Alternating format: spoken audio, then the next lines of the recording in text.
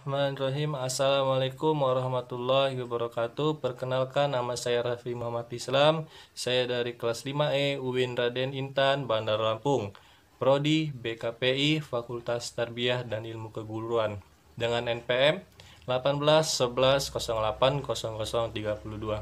Baik, di sini saya akan menjelaskan apa itu respectful dari mata kuliah Konseling Multikultural yang diampu oleh Bapak Hardiansah Masya MPD. Baik, apa itu respectful? Respectful dibagi menjadi 10. Yang pertama ada yang R.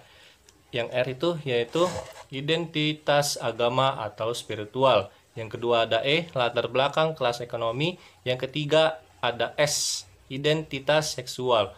Yang keempat ada P, tingkatan kematangan psikologis. Yang kelima itu ada E, identitas etnis atau ras. Yang keenam ada C, tantangan kronologis atau perkembangan. Yang ketujuh itu ada T, berbagai bentuk trauma dan ancaman lain terhadap perasaan kesejahteraan seseorang. Yang ke-8 itu ada F, latar belakang dan sejarah keluarga. Yang ke-9 itu ada U, karakteristik fisik yang unik. Yang ke-10 yang terakhir ada lokasi tempat tinggal dan perbedaan bahasa. Berikut penjelasannya. Yang pertama yaitu ada identitas agama atau spiritual. Komponen pertama dari model konseling respektif berfokus pada cara individu mengidentifikasi dengan diri sendiri agama yang mapan atau memiliki kepercayaan tentang pengalaman luar biasa yang melampaui batas-batas dunia yang sepenuhnya objektif, yang secara empiris dipersepsikan, yang menandai pemikiran barat, modern, psikologis, dan agamais.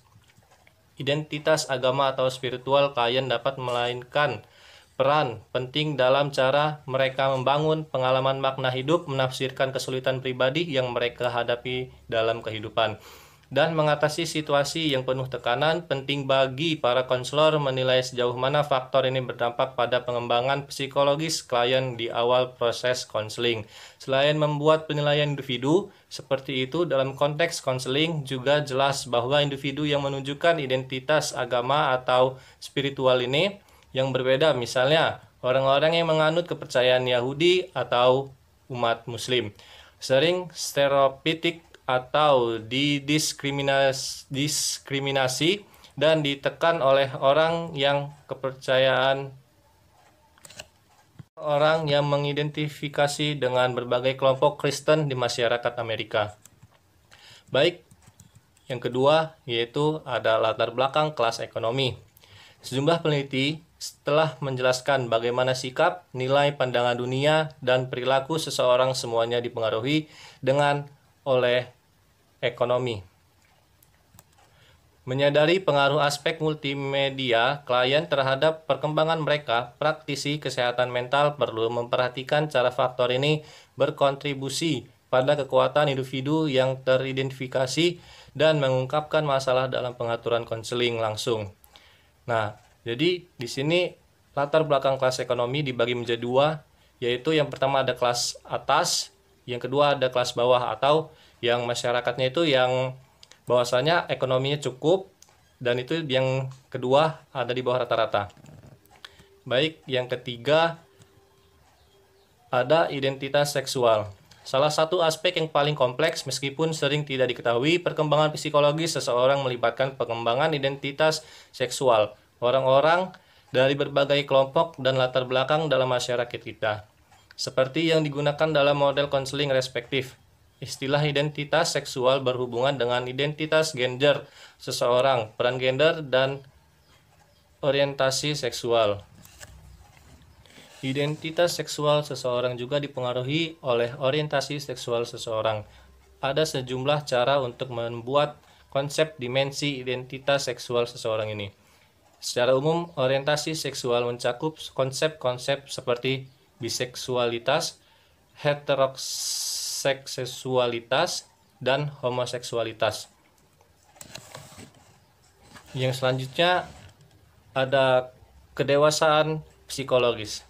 Konselor sering bekerja dengan klien yang memiliki identitas yang sama, misidentitas agama atau spiritual, etnis atau ras dan seksual, dan karakteristik demografis mis, usia, jenis kelamin, dan kelas ekonomi. Tetapi yang tampaknya sangat berbeda secara psikologis. Dalam situasi ini, kita mungkin menyebut satu klien sebagai lebih matang secara psikologis daripada klien lain yang seumurannya. Beberapa deskriptor yang biasanya digunakan oleh para profesional kesehatan mental untuk menggambarkan klien atau yang belum dewasa termasuk pernyataan seperti dia menunjukkan kontrol, impuls terbatas dalam interaksi sosial, atau dia memiliki kapasitas rendah untuk kesadaran dirinya tersebut. Pernyataan yang umum digunakan untuk menggambarkan lebih dewasa klien meliputi yang sebagai berikut ini. Dia mampu membahas masalah-masalahnya dengan banyak wawasan, dia sangat sadar diri, dan dia telah mengembangkan berbagai keterampilan interpersonal dan pengambilan perspektif yang jauh lebih luas daripada banyak klien yang lainnya. Identitas etnis atau ras. Perbedaan psikologis yang luar biasa ada di antara orang-orang yang berasal dari kelompok etnis atau ras yang sama. Variasi psikologis semacam ini biasanya disebut sebagai perbedaan dalam kelompok.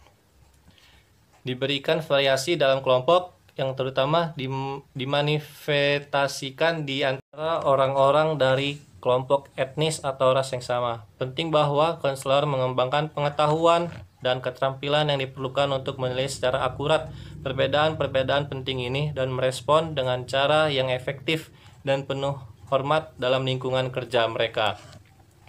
Juga sangat penting bagi praktisi kesehatan mental untuk memahami bagaimana pengalaman etnis atau ras mereka sendiri telah mempengaruhi perkembangan mereka, cara mereka membangun makna dunia, dan jenis-jenis bias yang telah mereka peroleh terhadap orang lain dalam proses tersebut.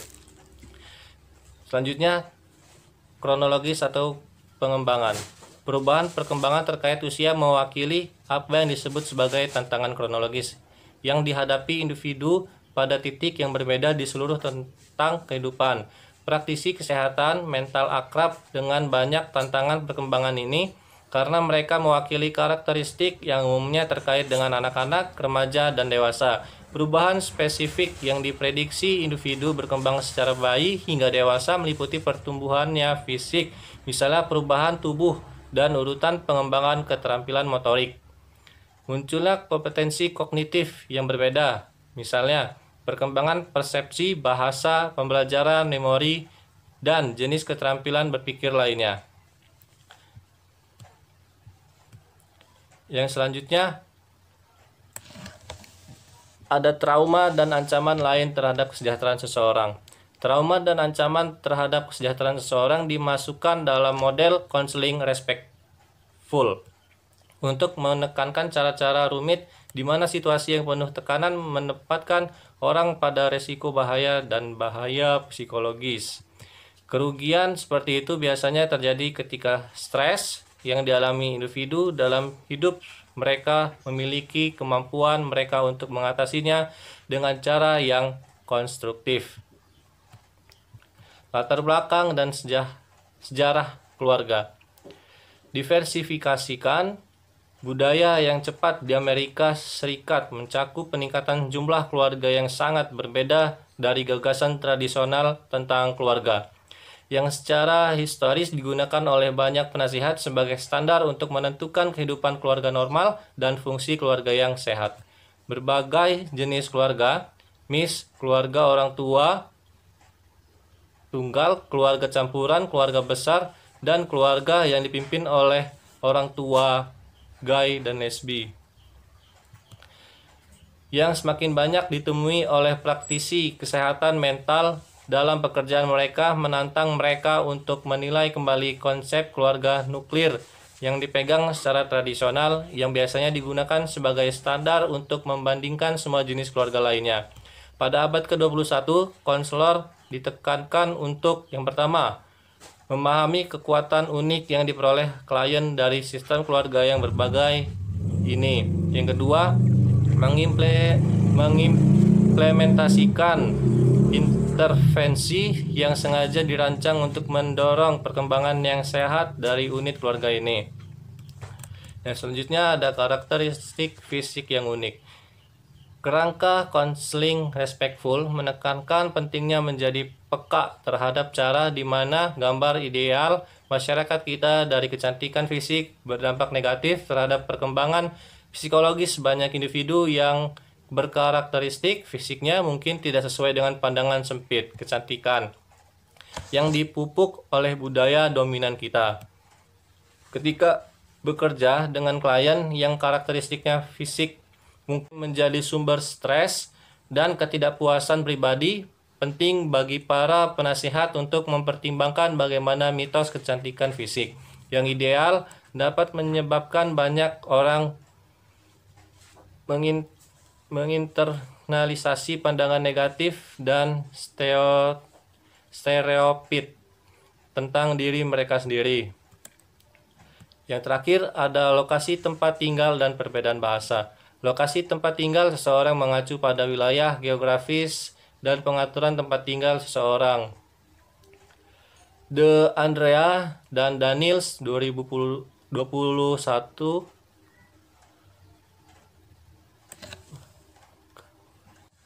Yang terakhir ada lokasi tempat tinggal dan perbedaan bahasa. Lokasi tempat tinggal seseorang mengacu pada wilayah geografis dan pengaturan tempat tinggal seseorang.